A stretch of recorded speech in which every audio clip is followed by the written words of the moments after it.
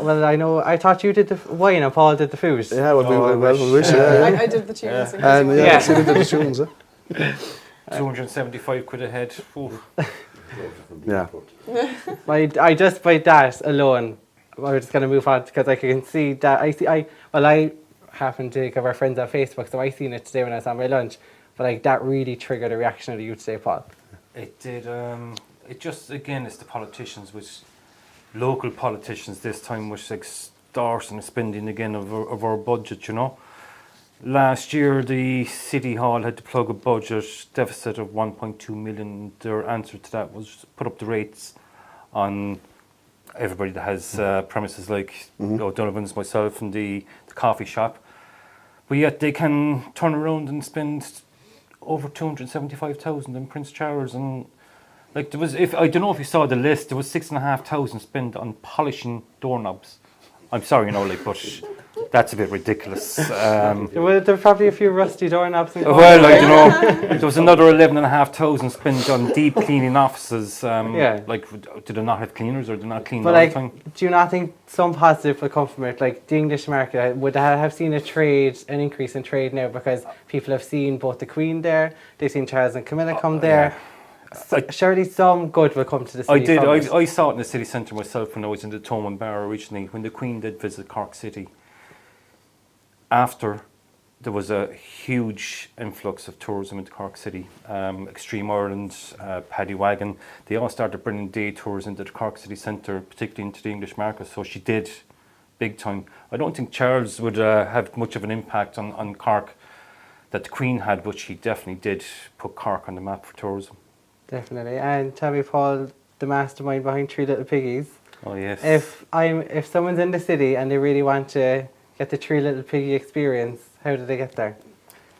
Where are you located? It's on Union Quay, directly across the way from the School of Com. School of Commerce. So School of Com, you stand at School of Com, look across the river. We're just on the corner. So it's an ideal spot to go before a bus journey. It is indeed, or if you're going to the School of Music or heading to City Hall, that direction. But in your case, it's like the spot for any member from the RT studio to pop over. We have all of our RT regulars, thankfully. Yeah, they like us, they like our product, we have a lot of staff from the School of Music. There's a lot of offices around the place. Would you believe when I researched that, walking Sullivan's Quay, down Union Quay, back up Ankersy Street, South Terrace and Copley Street, there's 6,500 people on my doorstep, and that's between workers, offices and everything like that. People don't look overhead the buildings, there's offices all over the place. No, it's a very, especially the more kind of companies that are coming to Cork at the moment, the higher up the buildings they're going to get, because for apartments and it's a big student hub now as well. But you've got the School of Com, you've got the School of Music, UCC have the Cork Savings Bank now, the old Cork Savings Bank, St. John's. So it's a big student hub around the area as well, We were chatting over the weekend because I was in Barcelona, guys. So I went over for my birthday. But just from kind of chatting to you over the weekend, like, you are Mr. Travel because you've done all around the world and you spent a couple of duration of time in each destination as well. I lived in Paris, Brussels, Alicante, Marbella. So I did a lot of travel. I love Spain actually. I spent my longest period of time with Spain. I was there for 7 years. I loved it. And when I was there, I did a lot of travelling around and got to see the real Spain, Yeah. So I travelled everywhere from Santander down to Gibraltar, the length and breadth of the country. You're not really into the rugby at all, are you? I love rugby. I wouldn't have got that now from social media now or anything like that. Oh, yeah. Like, I wouldn't have gathered that you're a rugby fan at all. I was due to go to the game Sunday, but I was only recovering from the flu, so I gave my tickets away. But no, big rugby fan. Yeah, and is there much rugby stuff on over the Christmas? Yes, there is. Munster just beat Cass this weekend. We're away to them the coming weekend.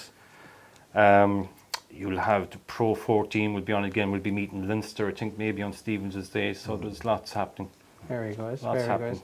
Gary, I think you need to go back to the day job now because Paul is empty and filling. And May I say one thing to Gary? You just gave me the best excuse I've ever had. He said that wine cleanses the palate.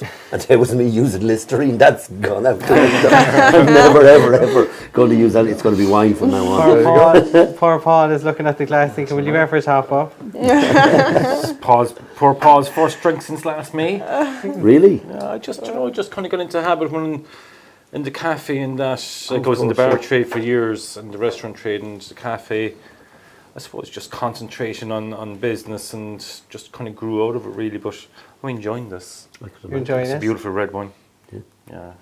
I'm driving. Hop in. So. Oh, you can't have one. What about yourself, Mike? Oh, I'll have a little bit as well. I'll do it, honest. So I'll have the white. I'll have the white. That's good because it's more red for Yeah, me. more There's red no for problem. yourself. Seems it's been so long. Paul's thinking of taking a takeaway. It's actually You really won't be in nice. the cafe at all tomorrow. Be applying for the wine license tomorrow. But you know, when you were saying there about the country and western, like the meaning of the song, you know, I think out of all the music groups and everything like that, I think country and western is really from the heart. I feel at times if You you know? like sit back and you listen to, like with pop, it's very like it's dance. It can, Yeah. like it's, but with a country music song or a country music artist, if you actually sit back, listen to the song lyrically, it can kind of take you to a place. And it can kind of take you to a memory, may it be good or may it be bad, or even a life experience. I feel country music really does that. We have to admit though, we're not real country and western.